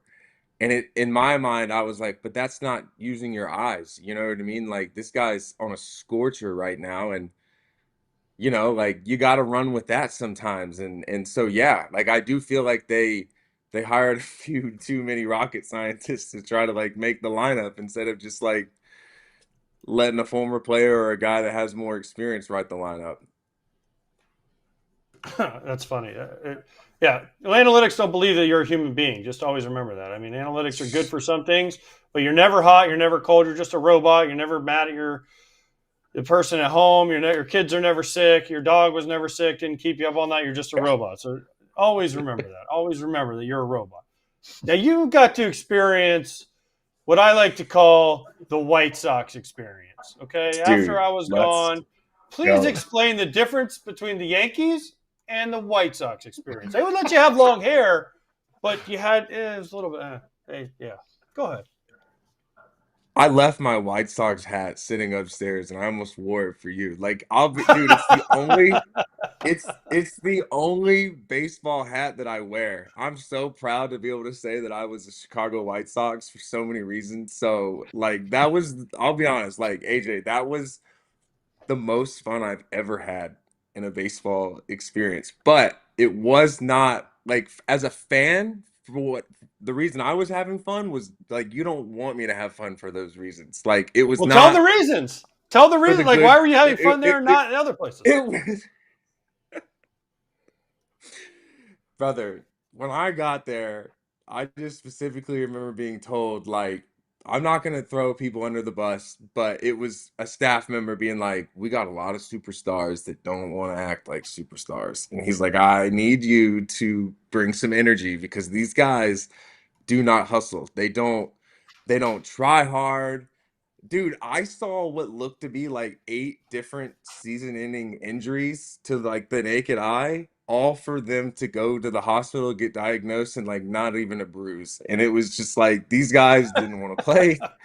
Like they didn't want to do stuff. I remember specifically like one dude's laying on the ground in the batter's box, like looked like he broke his back. And I looked at the trainer and was like, "What's going on?" He's like, dude, that's just normal, man. Like we're not gonna go out there and check on that. And I was like, this is crazy. Like this is crazy. And I mean, got between being in hitters meetings and guys being on their phones while the manager's trying to hype people up, like just like straight like I mean, challenging the people that were in charge was all I saw. Like prisoners running the asylum, no doubt. There was no they put a group of guys together that was like was like a militia. Like they were not gonna go down. It was great. The players. Which would you rather have? It sounds like you're saying no rules White Sox to all the rules Yankees. Which would you rather have? White Sox all day, dude. Like that was like if the Red Sox got a documentary, the White Sox are so much more deserving of it from the like if you want to get the fans involved and see what's really going on in these locker rooms, you had to have been in that 2023 Chicago White Sox locker room. Like there was that was I can't even I don't want to do that to certain people, but that was the most fun I've ever had. I'll just say that. Wait, can you give me anything else? You don't have to say any names at all. Not asking for names. You can say a name. Lance Lynn.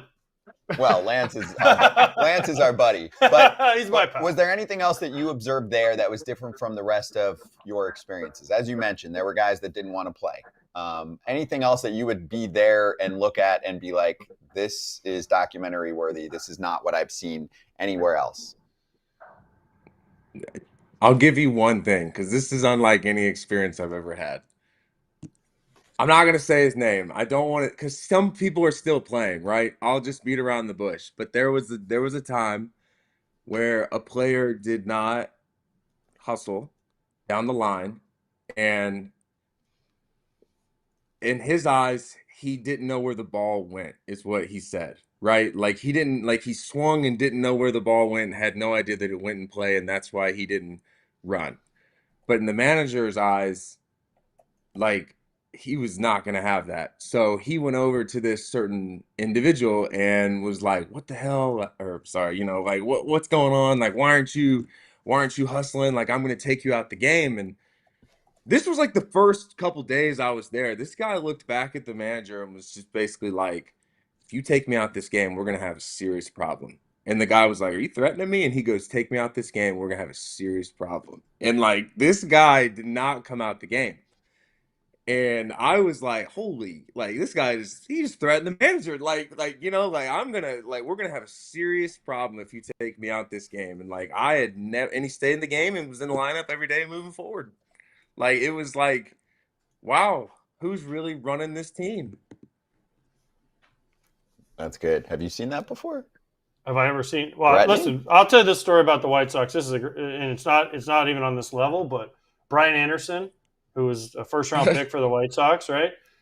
They were going to send him to AAA because he couldn't hit. And he goes, if you send me to AAA, I'm going to become a pitcher. And they're like, excuse me, which he did later in his career. But he goes, if you send me to AAA, I'm going to become a pitcher. And they go, so you'd rather just never play in the big leagues or go to AAA and be a pitcher? And he's like, yeah, I'll stay in the big leagues. They're like, okay, fine, you can stay. They didn't send him down.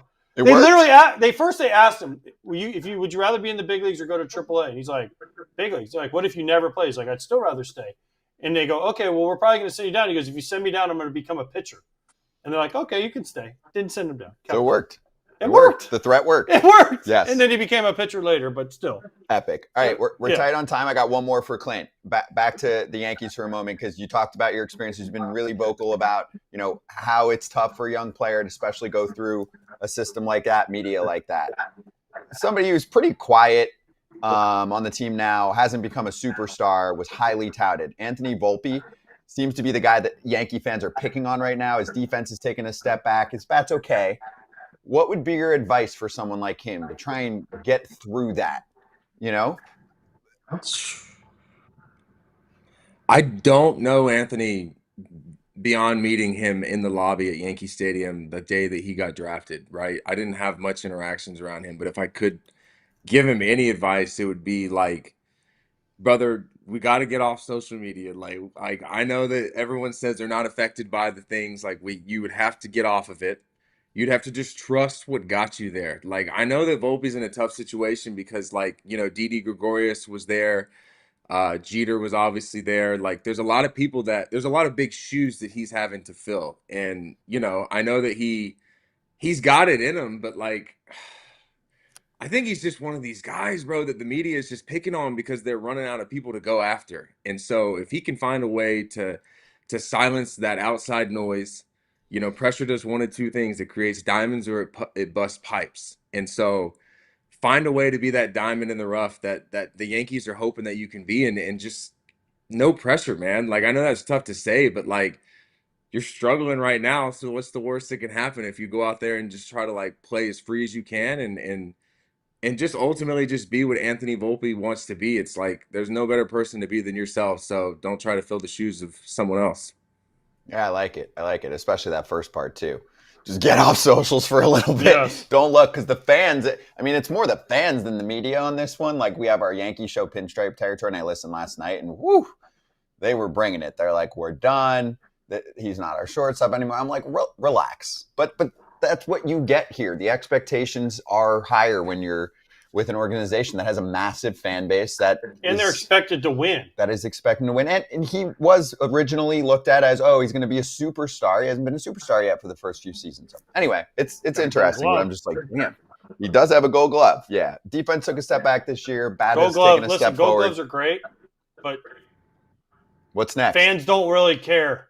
Right? I mean, Clint, tell me if I'm wrong. Right? Gold Gloves are great and all, but oh, cool, he plays great defense. Can he get me a hit?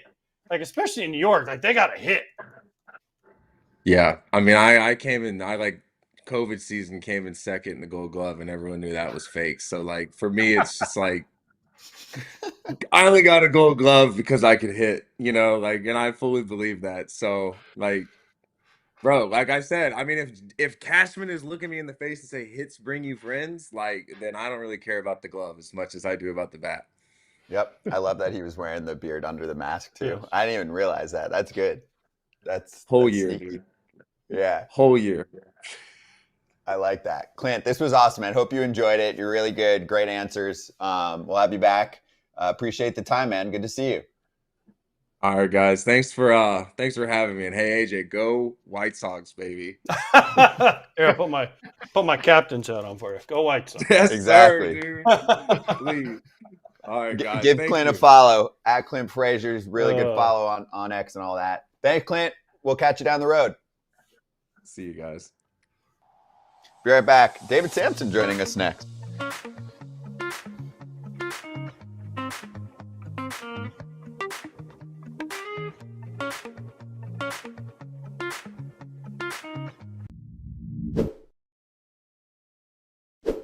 This one's easy for us to talk about. I'm a huge fan of Hungry Root. They're delivering groceries that we want and groceries that we didn't know we want, but we want. Oh yeah, they every box that I get from Hungry Root has a new snack in it that I'm like, oh, this looks interesting, and then I try it, and I'm like, oh, I might need some more of those. So they're great at not only getting the groceries you want, but they surprise you with tasty little treats that you didn't know you needed. Agreed.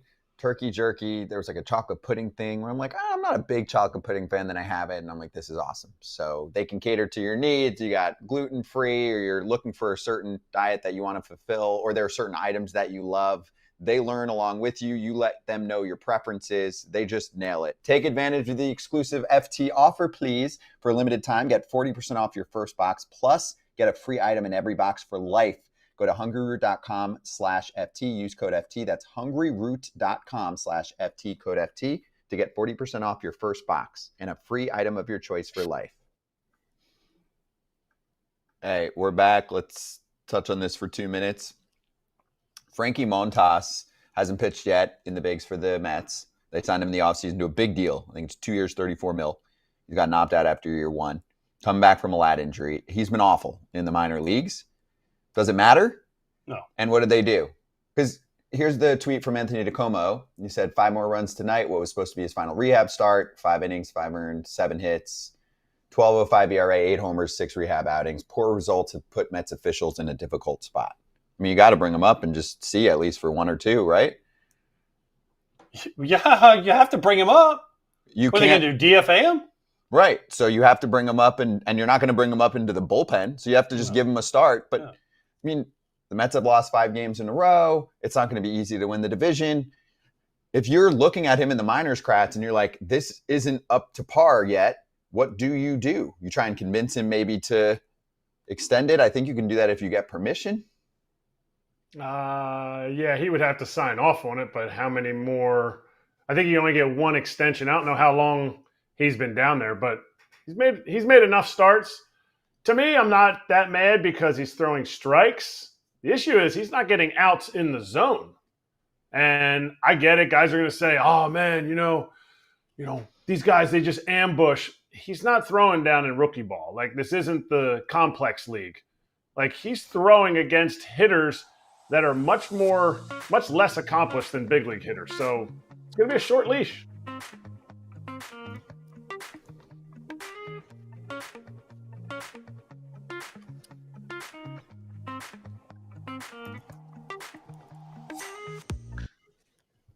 Hey, we've got David Samson back on the show. Looking good. I like the jacket. David, good to see you. And before you even say anything, I just want to make sure I get some plugs in there. Nothing personal with David Samson. He's on every day. He's streaming live in the mornings. He's on the network with Lebitard on that show as well. I listen very frequently, especially when there's juicy business talk. I'm like, all right, let me see what David has to say about this first before I make my opinion heard on FT. How you doing? I am doing well. Thanks for having me. All right, so I want to start with the major sale that lets us know that it is still very healthy to own a franchise. And I know it's the Lakers, but they sold for $10 billion to Mark Walter and company, the Dodgers owners, who have done a pretty nice job with the organization. I think we're talking about the Rays being sold. Sorry. Well, we're going to do that too. Oh, okay. Sorry. That's 2. I figured I would start with the bigger sale. We're a baseball show, though, Scott. You can't talk about other sports. But it's a baseball owner now who's going to dip into the Lakers world. So what were your thoughts when you saw that news? Well, first of all, I thought $10 billion was a pretty healthy number. And then I realized that we really don't know what the final number is because it waits. How much debt is on the team? How much is Mark Walter going to buy? He already owns a percentage of the team. You can peg a value at a number that has the wow factor, but you really have to dig into the agreement to see exactly where he's investing at what number. But it is pretty sexy to say $10 billion. There's no doubt about it. And Mark Walter owning the Lakers is going to be interesting because he's going to be knee deep in a salary cap league where he's lived in a baseball world where he can outspend everyone and use his money in a way that is almost like a bully. And in basketball, that just is not the opportunity. That's true. Basketball is much less capitalist. But he has LeBron, and LeBron's the greatest player. No, he's not anymore. Wait, but also we can do this. We have a photo to show David. I mean, thoughts? Shohei Ohtani? That would make him a 3-way player. Oh, He probably can hoop. I bet you he can dunk. I don't think so. No? I'm gonna say no because he didn't grow up doing it. Right. He grew up playing baseball in Japan. He could dunk, I bet. But yeah, he could dunk. Yeah. He can jump. All right. Anyway, let's get to the juicier. Oh, you got something? Then we'll get to the juicier. I would say that one of the prohibited activities in Ohtani's contract is likely professional basketball. Put that along with racquetball and skydiving. But I would say that him in a Lakers uniform, he has a better chance of being a cheerleader than he does of being a NBA player. True. No ATVs either. All right, get to your state. All right, let's talk Florida. Let's talk Florida baseball here, Dave. Not that you know anything about that. You were never around an owner of a team in Florida, right? You don't know anything about that. What's the deal with the letter of intent? Does that mean they signed to go to college? They get a good dorm their first year? What does this mean for the Rays and Patrick Zalewski? So when you're going through selling your franchise and there's a bunch of different groups who are bidding on it, sometimes you enter into an exclusive negotiating period with one of the parties. And that doesn't mean that's the party that will end up buying the team. As a matter of fact, when the Marlins sold to Jeter back in 2017 and Bruce Sherman, there was an exclusive negotiating period with a totally different party. And during that period, that's the only people we negotiated with, wink, wink. That's the only people who had access to the books at that time, wink, wink. And then when that period ends, either there's a breakup fee involved if a deal doesn't happen, where one side or the other gets a payment for having that exclusive period, and then you move on to the next group. So I don't know that it necessarily means that a deal is set in stone. As opposed to what you said, and I haven't read that, an actual letter of intent, there are two kinds of those. One that's binding and one that's not binding. If you have a binding letter of intent, there's an argument to say that that really is a purchase agreement. That's the beginning of a purchase agreement, and that's not an exclusive period. That's a, hey, we're going to not date, we're getting married. A non-binding letter of intent means let's go to a movie, maybe dinner, see what happens on a random Thursday, and then we'll decide if we're going to get married. Does this mean Stu Sternberg's just like saying, hey, I want to talk to you and see how you would run the team to try to get ideas on how to do stuff? Or is this a moving to they want to have a second date? Oh, I would say when you're in an exclusive negotiating period, you are definitely having second and third dates, and you're not digging for information. I really didn't care how new owners were going to run the Marlins. I knew they'd have to trade Stanton, et cetera, but it didn't really matter to me. I was focused on the total price, meaning the entire enterprise valuation, which like in the Lakers case is rumored to be $10 billion. And then what gets subtracted from that? So in a negotiation, they may look at a contract and say, well, we don't really want to pay for that. We don't want to pay for that person or this player or that item. And then you subtract that from the total amount of what's called the enterprise valuation. So this is just a lot of negotiating that goes on back and forth. These are long, complicated documents, hundreds of pages, and it's just starting. So for me, both the Rays and the Lakers announcement was not anything that's ready to be approved by owners in each specific sport. This is sort of the beginning of getting to that point. How will the new owner make it work? How is he going to make it work in an area that it hasn't worked? Does he have to change locations? Yeah, from where I'm sitting, I don't see how anything works in St. Petersburg, and I think they'll be out of St. Petersburg. I know that Rob Manfred, the commissioner, has said he wants a team in Tampa. He told Ron DeSantis, the governor, he wants a team in Tampa. But with that and a dollar, you have a dollar. So I think that if a new owner can get a deal done in Tampa, that would be preferable, but you don't know right now. But in order for a new owner to be approved, there's going to have to be some sort of stadium plan. Because remember, the Rays are time certain out of the Trop. They have a lease that's expiring, and so they've got to get going on some construction. So all of this is related. And a quick example, if a new owner has to pay a disproportionate amount for a new ballpark in Tampa, dollars are fungible. He's going to offer less for the franchise. If it's a really fully publicly funded ballpark, that leaves free cash to offer more for the franchise. So there's a lot of negotiating left. My thing is, David, listen, get a bidding war going between Orlando and Tampa. I mean, I live in Orlando. I can throw in $1. Then they're already $1 ahead of what you're going to throw in for Tampa. So we're up $1 already. We win. Okay. Right. That's what I would do if I was the owner, if I was trying to do this, because Orlando clearly wants a team, would like to have a team. Tampa Bay wants a team, but I don't think St. Pete works. It's got to be in Tampa proper. So get a little bidding war and see who wins, and then you take but it's got to happen fast, right? Because like you said, the Trop is going to be gone soon. And so, I don't know. We'll see what happens. It's going to be fascinating. We're going to have you on and talk about this a little more because I'm fascinated by this whole thing. Now, let's talk about you and Whit Merrifield, how you guys are best friends and how you guys are talking about going on your date, like you said, to the movies and all that stuff. Because listen, I'm a Gator fan. I've watched Jack Caglione for years. I was like, great, call him up. But you had a contrasting argument saying like you should have waited 10 to 15 days or whatever it is. Can you explain why that makes more sense than just calling him up when they did? Well, I like Whit, by the way. So if he wants to go on a date, I am all for it. And I think people misunderstood what I said because I think Jack is going to be a great player. And if I thought he was going to stink, then who cares when you bring him up because he's not going to make it.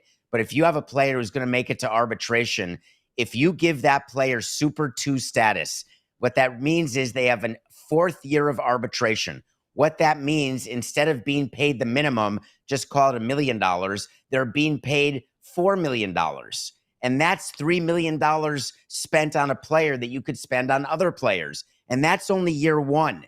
Then year 2 becomes your 2nd year of arbitration instead of your 1st. That's another $4 million extra dollars. So by calling them up when they did, they're risking losing like $8 million. And if you're a team like Kansas City, frankly, if you're a team like Boston, anybody, you don't throw away that kind of money for an extra 2 weeks. It just does not make sense. But Whit, I think, misunderstood. I was not in any way saying that he's bad. I was saying that you've got to be careful how you allocate your money when you have a limited payroll, which I think he'd agree Kansas City does. Okay, well, here's my argument as a player. Salary and service time manipulation. You just called it as a former president and owner of a team. You just nailed it. Wait, I thought this never happened, though. Wait, you just said that they should have done it. So you're all for service time manipulation and holding guys down. There is not 1 year or 1 day I didn't think about service time manipulation. Not one. And listen, presidents lie about it because they feel like they have to. And I lied about it when I was running a team. The reason why I don't lie about it now is I don't want to run a team again, did it for 18 years. But you say manipulation, and that has such a pejorative connotation. I say budget management. And budget management, I guarantee you do it on your show, in your business, in your household, as do all your listeners. We all have to work within a budget and figure out how to make every dollar stretch and go longer. The rules are the rules, man. I'm not breaking any rules. I'm just telling you that I'm paying attention. And that, to me, man, I would be in violation of my fiduciary duty if I didn't do that. Okay, listen, I'm bougie, so I only take Uber Black, and so I don't count the pennies. I let other people do that. Trust me, my bosses yell at me when we take road trips that, you got to take the Uber, whatever, the Uber with 3 wheels. Uber normal. It's $2 cheaper.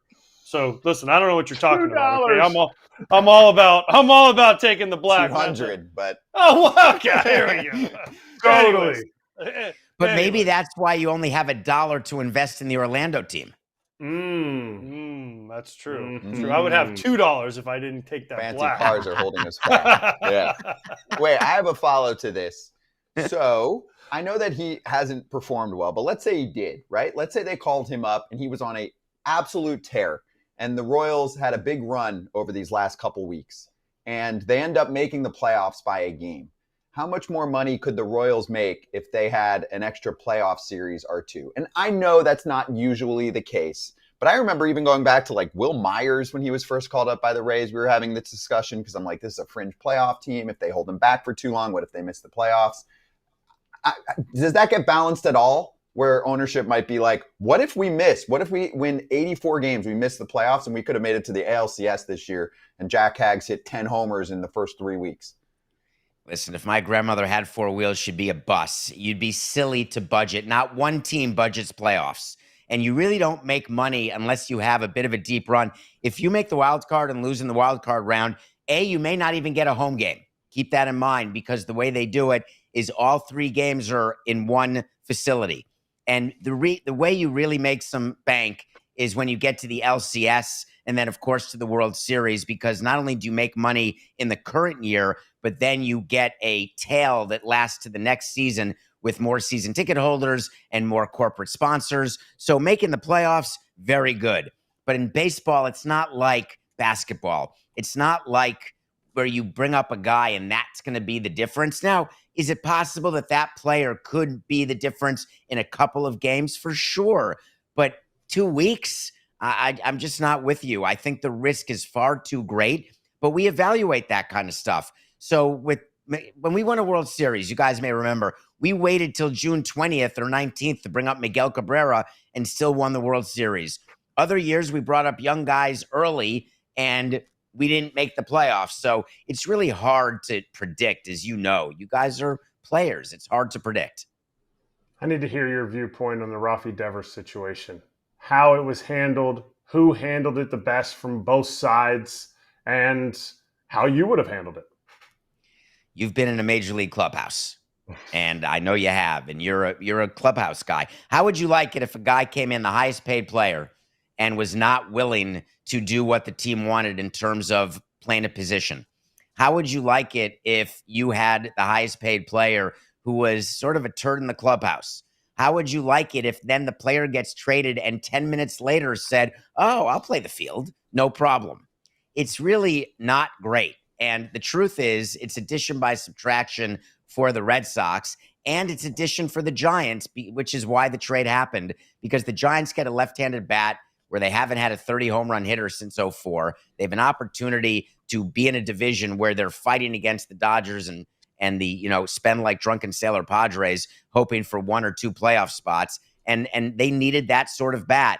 And I understand Red Sox fans who are despondent beyond repair, but I'll tell you, the Red Sox, to me, have a chance to be better in the long term if they add at the deadline. So that proves they're not giving up on this year. And they reallocate the dollars that were given to Devers over all those years for just a DH. I think if they do that, then the Red Sox end up on the better end of this. Oh, it's almost like you worked for a team that won a World Series and had star players and traded them all away the next year. It's like you've done this before. Hold on. Hold on. You know what happened. We won 97. I wasn't there. So don't blame that on me. 03, I was there. And in 04, we lost Pudge because Detroit offered him that 40 for 4. We weren't going to do that because we thought there was a chance for some weight loss before the next season. And 2, Derek Lee got expensive. So we moved Derek Lee and brought in Hee-Seop Choi. And we had a good year. We just didn't make the playoffs. The next year, we signed Delgado. We signed Leiter. We had everybody from 03, and it just didn't work for us. Then we traded everyone away before 06 and that Ugla Hanley run of 4 years. So I understand that you're saying that, but it's not totally true. 97 was the true fire sale to 98. Yeah, but that wasn't David. Wasn't exactly. That's fair. That's fair. That was not me. And if you remember, I was not even in baseball at the time. Wayne Huizinga, I was working at Morgan Stanley, and I remember Wayne Huizinga saying, and he said it publicly, I don't care if we win the World Series or don't make the playoffs, we're getting rid of all these players if you do not give me a stadium. And Miami did not give him a stadium. They did win the World Series, and he did get rid of all the players. Hey, man of his word. Yeah. He also owned Blockbuster Video at one time. I think he owned all the dumpsters, right? The garbage. Wasn't he a waste management guy too? Didn't he own Blockbuster for a long time? He owned a lot of crap. David, before you go, real quick, it's a yes or no answer. Has a player ever made you so mad as an executive that you traded him? No, released, not traded. Can't release Rafi Devers, though. Yeah. Listen, I called on nothing personal that he was either going to get traded or DFA'd. The minute John Henry got on that plane to Kansas City, it was OVER. John doesn't want to fly to Kansas City to meet with Devers. I can promise you that. No, he's not a barbecue guy. It is. Kansas City's got some sick food. Dave, this was awesome. Always enjoy it. Welcome back anytime. Check out Nothing Personal with David Samson. Give him a follow on all the socials, too. He's great with fan Q&A, just like we do here. Thanks, David. Good catching up, man. Have a great day. Thanks, guys. You too. Appreciate you. All right, be right back, FT fam. We'll talk Chris Sale.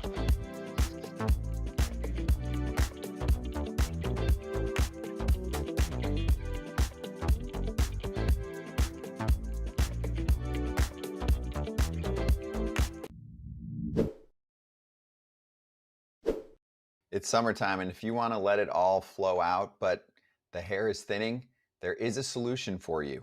And Kratz, it's called Nutrafol. Tell the people what they need to do. It's easy.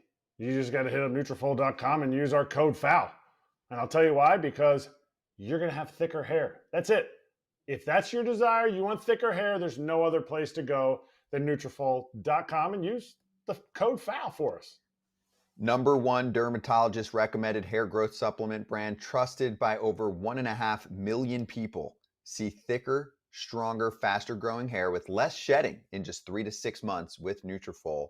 For a limited time, they're offering the FT fam $10 off your first month's subscription and free shipping when you go to Nutrafol.com and you enter the promo code FOUL, F-O-U-L. Find out why over 4,500 healthcare professionals and stylists recommend Nutrafol for healthier hair. Hey, we're here. We're going to go over the Mets-Braves series coming up in a moment. This could be the College World Series shout-out. I feel like you're our specialist there. Anything good? I mean, Coastal Carolina looks pretty damn good. Coastal Carolina is legit.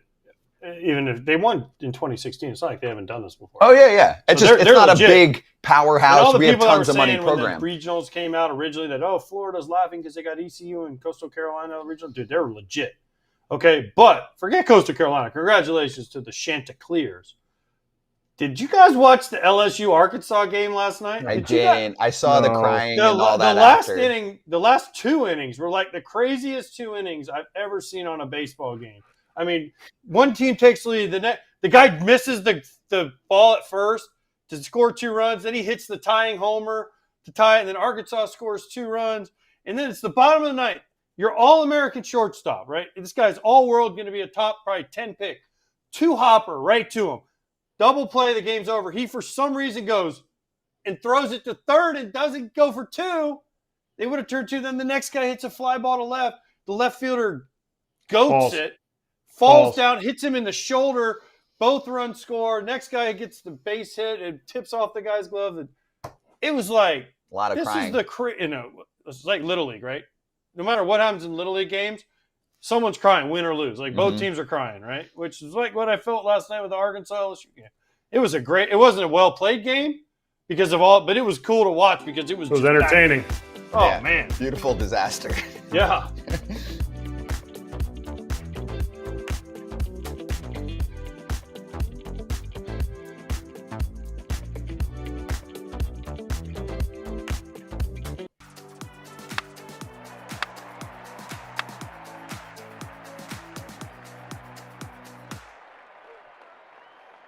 Hey, just a little shout out to Chris Sale. Braves taking it to the Mets so far in their series. And Sale went 8 2/3 shutty, 7 strikeouts. He's got a 2.5 ERA, and he gave props to his manager, Brian Snicker, after the game. Like, thanks for letting me dive into the 9th inning a little bit. I was hoping he could have got the last out. I know. But still, it's impressive. When you see an 8 next to a line nowadays, I'm like, props. Because we went so long without getting any length to that level from starters. And I do feel like teams are letting certain guys eat a little bit more. We had the complete game conversation the other day. Man, he's nasty. When he's right, he's as good as it gets. We got to get him back on the show, by the way. Text him. If only somebody knew him. I think that's you. Oh. You're our sale guy. Everyone's got their guys. That's your guy. Wonder if he'll come on. He will come on. You got anything to add, Kratz? I mean, he wanted a CG so bad. The play Juan Soto play where he just went like El Gato and just pounced on the ball, laid flat out. He wanted it. He wanted a CG, but when Snit came out to get him, you could see he was like, yeah, okay, I get it. That's what you want. He has taken over that spot. What an amazing trade. Alex Anthopoulos, you did it. If only the Red Sox had him. They don't need Oh, wait. They do need starting pitching. Yeah, and also for the Braves fans that got on Alex's case this past offseason because he wasn't given as much budget, he's done some good things. That trade was incredible. Mm-hmm. They traded Chris Sale for Vaughn Grissom. Chris Sale's the best pitcher in the National League last year and top 3 this year. And signed him to an extension. Alex Anthopoulos has traded in his short tenure as a GM. He has traded for an MVP the next year and a Cy Young the next year from teams that Josh Donaldson and Chris Sale. Like, he's made moves that people are like, why would you? Okay, good move.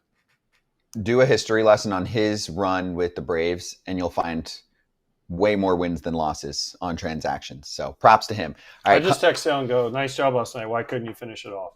That's so nice of you. Let us know if you get a reply. He wouldn't expect me to say, like, hey, way to go, great. I mean, I did start with nice job. Yeah, but you got to give him a little AJ touch. Of course, because you only went 8 2/3. Exactly. I would have got you through 9, Sailor. Exactly. All right, coming up next, we are going to take a look at the Athletics trade deadline big board, top 30 players that could be dealt. We're not going to do all 30. We'll go through maybe 5 or 10.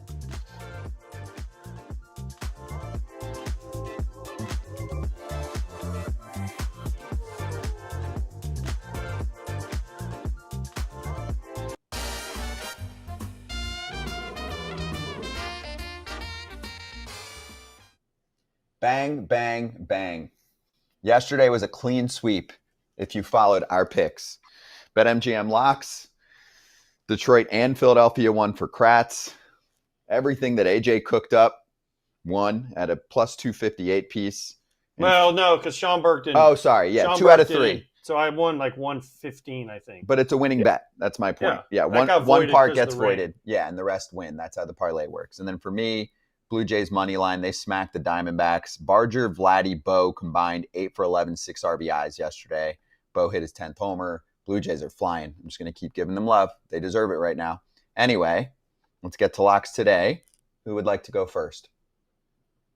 Kratz is hot. Let him go first. Okay, Kratz. All right. I'm taking the over in the Phillies game. 7.5. Felt kind of low. I know Christopher Sanchez is going. Marlins have been swinging it okay. And 7.5 was too low of a number for me not to take. I parlayed that with the first 5 for the Phillies, going up against Edward Cabrera, and Christopher Sanchez has been dealing. Phillies have started to get the starters a little bit better, and it's coming out plus 190. Hot. I like it. Yeah.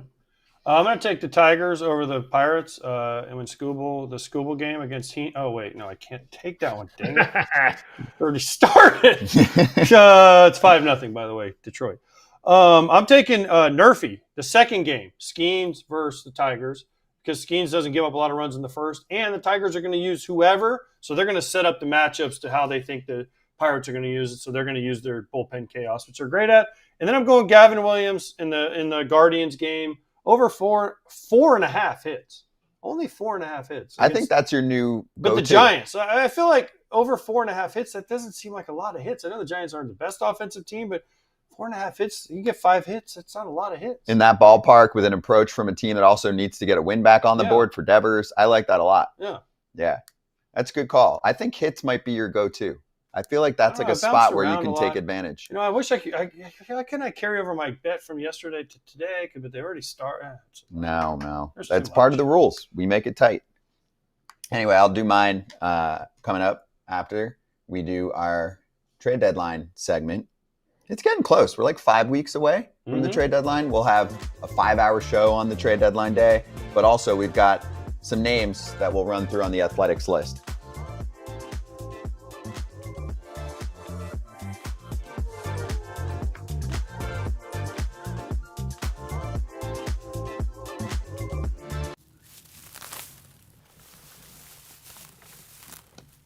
In the Weeds is powered by Arena Club. Use that code FOUL. Get yourself 20% off your first slab pack or card purchase.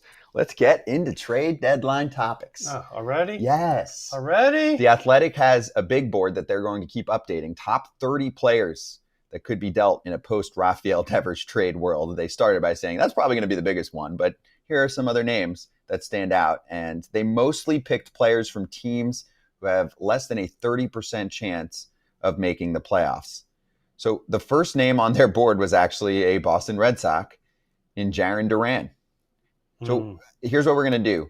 Thumbs up or thumbs down if you think the player does get traded. And if you want to throw any ideas out there for a ball club, then we'll take that too. I actually think there are quite a few teams that could use outfielder / center fielder. We're going to talk about another center fielder coming up in a sec. Wait, up or down? Well, first off, do you think he'll get traded? No. Okay. Kratz? Yes. If he gets Wow. paired with an Aroldis Chapman to a team like the Phillies, who's willing to go big on it. That's like full sale mode for the Red Sox. That would be like completely wiping out their season if they're in striking distance at that point. But you think they'll pull that off? Because I think Kratz, the Red Sox, can try to make a case that they're still opening up outfield playing time, and maybe they acquire a piece back that helps them, like a pitcher. You're going for the full jugular, hey, they're getting rid of their closer and Duran as a long-term piece. The easy route is to say, oh, well, we got to figure out a way to dump Yoshida. And maybe they just say, you know what? We're still just a 500 team. We can get value from this guy, and we have replacements for him. Question for you. If it's just Duran, and you brought up the Phillies. Duran's a no for me. I know, but Kratz is a yes. So what about Duran to the Phillies for one of their young starters like Mick Abel or Andrew Phillies Painter? won't do that. Phillies won't do that. 100%. That's too. I mean, Andrew Painter, from what I've heard, is untouchable. What about Abel? I think Abel is there. I think it would have to be, it would have to line up where Nola's back, who's been durable. I get it. You're durable until you're not. But I think Mick Abel is a big league pitcher. That's not enough. That doesn't get it done. I think you need more than that. But I also think the Phillies know, hey, he's much more valuable now that he's in the big leagues and he's throwing well than he was just this great hope from AAA. Next up, Freddie Peralta. No. No? Is he a free agent at the end of the year? No. No. There's a club option for $8 million next year. Nope. They'll pick it up. $8 million? That's what I'm saying. Picked up. But the Congratulations, Brewers, Freddie. You're a Brewer next year. Now, they might trade him next year. They're not trading him this year. They might even trade him in the offseason because it's his free agent year. They're not trading him this year. No. I agree. Kratz? Not a chance. I say 0. Yeah. Man, he's high up on this board, but I'm with you. I'm like, no, I don't see it. I get what you're saying with the Brewers and trying to maximize value, and they have to keep staying afloat if they don't want to rebuild. But, nah. Offseason kind of move for me. Is he the best available if Sandy Alcantara just kind of stays – if he stays hot like he has his last 3 starts, then it's Sandy in the offseason. But, I mean, Freddie's a good 1B choice. I mean, I think he might even be better than Sandy. I'll take Freddie over Sandy right now. Because he's done it for so long. Yeah, I'll take Freddie over Sandy right now. He's not getting traded this year, though. Yeah. Okay. Next up, here's another center fielder for you. Cedric Mullins. Yes. Big yes. He gone. Especially if he's having a good year, yes. He's going to be very impactful, too. He's got pop. He's got speed. He's got elite defense. Go ahead, Kratz. Give him to the Phillies. You can't have everybody go to the Phillies. I like that his card is right-handed and he doesn't hit right-handed anymore. He only hits left-handed. But I think there's a lot of options because wherever he goes, Detroit, he can play. Think of the field. Think of the parks that have larger outfields. You don't need him just to play center field. He can run the bases. I honestly thought if they fell out of it, or when the Orioles fell out of it and the Diamondbacks were still in, I thought he could have been, just because of the way he runs the bases and everything, they'd find a spot for him somehow. What do you think about the Mets? They have too much. Center field. They need a center fielder. He's an upgrade over Tyrone Taylor. Tyrone Taylor's a nice bench player. When Siri come back? I don't know, but still, I'd way rather have Cedric Mullins. Yeah. Much better offensive player, comparable defensively. So I think that could be a spot for him. There are a few teams that could use a center field upgrade like that. Cedric Mullins is really good. Sandy's a no for me. We're going Sandy next. Yeah, that's the last one for now. Sandy's no for me. Because I just don't think the Marlins – I think this is an off-season trade. Even if he deals for the next few starts? I think this is an off-season trade. Can I try and make a case that there's such a Kratz word, dearth of starting pitchers available that would pitch a playoff game for you?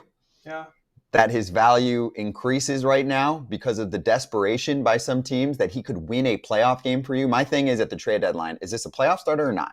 If we get the version of Sandy the last couple times where he has made adjustments, and obviously he's shut down some weaker opponents, but if this continues, he's pitching a playoff game for you, and there are teams that need that. Does that help sell the case at all? I still think it's an off-season trade. Because you think that he needs to just show more for the rest of the season? He needs to finish the year healthy before the teams are going to give up too much. Velocity, average velocity is 2 down. I don't think he needs the full season to get the value, because that contract is nice. Whoever picks that up, it's nice, and you still have it in the offseason. So I'm a no. Our resident GM, Jim Bowden, put out an article recently and said Cubs could be a good spot. Yeah. Yeah. He fits good everywhere because his contract's affordable. So, yeah. I'm against you guys. I think he gets go to the Rockies. The Rockies could even take him. I think he gets traded, guys. Rockies are hot. Yeah, Rockies, sure. I think he gets traded. Okay. Fastball command was the big issue, right? Which happens to guys post TJ, and sometimes it takes like a year, but it's already looking like it's getting better. Working both sides of the plate. Walk rate going down recently. I think he gets dealt. All right. That's 4. Let us know your thoughts. If you saw this and you are very against us, go for it. Let us know your thoughts on if you think these players are going to get traded or not, and any other ideas on teams where they can go. Props to Arena Club. arenaclub.com/foul. Use the code FOUL for 20% off your first slab pack or card purchase. You know the deal. You're buying, you're selling, you're trading, you're getting a slab pack. And if you get something you don't like, here, I'll show you an example. So I just pulled this. I was on Arena Club, and I pulled a prospect that I don't know a lot about, to be honest, but I got a decent offer back for it. So can we show it? There it is. So I pulled a gold pack, right? And here's the prospect. Boom. Who is it? Help me on the name, because it's not a prospect that I knew a lot about. Actually, hold on. I can see it on my phone. Gavin Conticello. There we go. Conticello. Auto. Great card, but I'm just like, I'm going to take the money back and buy another slab pack. Instant offer, $67. Boom, press one button, $67 in the account. I can use it to buy a different card or a slab pack. So it's that easy. It's just instant offer. Boom. Okay. There you go. Congratulations. Again, code is foul. Thank you. Thank you, AJ. And Gavin now hates you. He does. Gavin, you can still come on the show. I'll take the day off.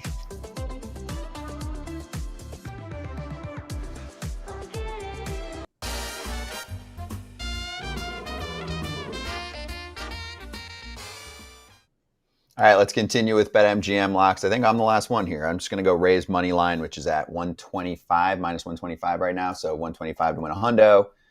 It's Charlie Morton on the mound for the Orioles. I know he's been better lately, but the Rays offense is just smoking hot. So I'm going to ride Drew Rasmussen and his 2.5 ERA and that offense. Minus 125 money line? Are you surprised it's that tight? No? Charlie Morton's been pitching better. I know. And the Orioles can swing, but and the Rays are due to lose, that's why. Okay. Well, 125 to win a hundo for me. There's all the locks for you. And BetMGM's giving you the chance to win a prize every day during baseball season. Step into the batter's box for that swing for the fences free game to play. And if you get a little successful result, then great for you. You might get a little prize. If not, try again the next day. Gambling problem or concern? Call 1-800-GAMBLER. We're not going to have time for this elsewhere, but did you see Pete Crow Armstrong essentially saying he's not a derby guy, not a home run derby guy? Well, he just hit his 20th, so. But we have Junior Caminero ready to go. Different. I thought that was really cool, by the way, that conversation. Kratz, he's like, I'm in. Tell MLB. We called MLB. That's the kind of guy that you want in. It's not like he's got 5 homers this year either. He also, MLB loves to show off all the stats and the bat speed. He's number 2 in bat speed in baseball.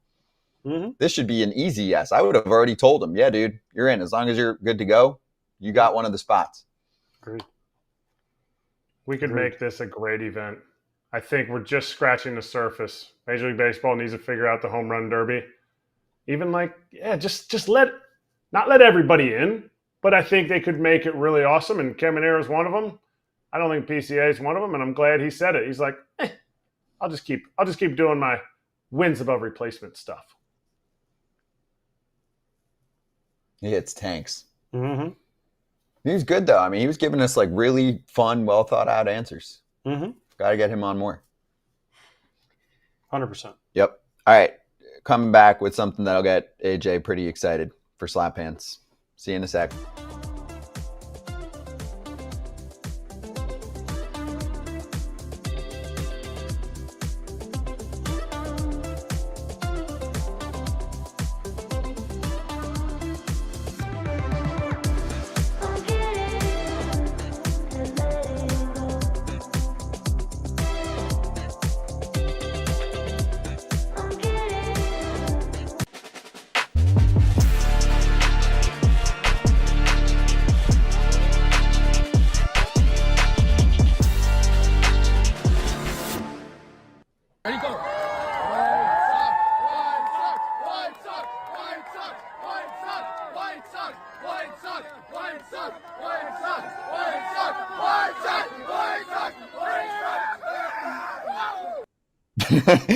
So if you're listening on the pod, you're like, what is going on? That's Pope Leo riding around.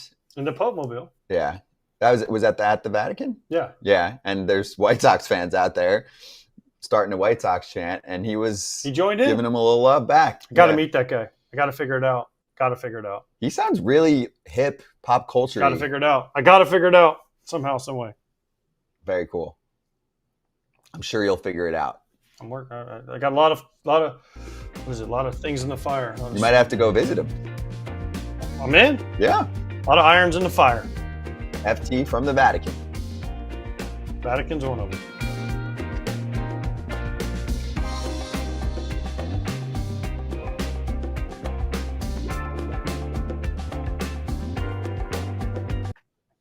Two minutes to go. Great show today. YouTube crowd, if there's anything we didn't get to. Actually, there was, I think, at least one super chat that I didn't get to, so I'll shout it out here while Kratz does his hat. Seemed like it was the day. Seemed like it was the day to wear the America hat. Team USA. Getting ready for the WBC. You are? No. Sure? Team USA is, not me. Yeah. Well, yeah, Mark DeRosa is. He's locked in making those phone calls. Hey, so can you pitch? Yes. Will your team let you? No. All right. I'll call you back. There was a super chat that was pointing to how Skubal likes to pitch day games. He always takes that. Because a lot of aces will take night games. Yeah, but my boy went deep. Cags. First one? Yep. Wow. Suck it, Samson. We'll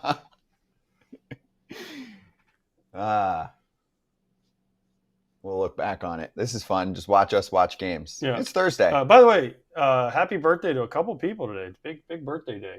Who you got? My boy Minkiewicz, Dougie Baseball. It's happy birthday. And then Jacob DeGrom, happy birthday. And Bob Gibson's birthday today. Not Nice. that Bob Gibson, though. There's another Bob Gibson. Oh, not the Cardinal? There's another Bob. I don't know who that is, but there is another Bob Gibson that was born today. There So happy probably birthday, is another Bob. Bob Gibson. Mm-hmm. No, there is. But when I saw that, I was like, oh, Bob Gibson was born today. Oh, but wait, Bob Gibson, he pitched from 83 to 87. So I don't think. And Bruce Chen once hit me in the wrist, broke my wrist. Happy birthday, Bruce. Oh, he tried to throw you what he called Chen music when he throws it right up underneath here. It's called Chen. Yeah. He's called it Chen music. And I took him deep. My neck said that off of him. So How did your wrist break? You threw 86. because he hit me right here and it broke. Damn. Since I'm I just put our chat BCC in the chat as that continues to fill up. We've got that contest running. Throw a meme out there to make Kratz laugh. We'll announce the winner on Monday, and then we'll announce another giveaway contest next week. And By the way, I got to say this. Oscar Taveras was born today, too. If you don't know who Oscar Taveras is, from the Cardinals. Sad story. Yeah. Died in a car crash. Teammate of mine in 2014. Could have been one of the really great players in baseball. So agreed. R.I.P. Oscar. Yeah, that one still gives me the chills. OT. Yeah. Crazy, that happened. sad story. I agree. All right, we're back tomorrow, Friday. We got Frazier Friday. I'll be there. And we're going to make an announcement soon about an event we're doing in about a week and a half on the road. On the road again.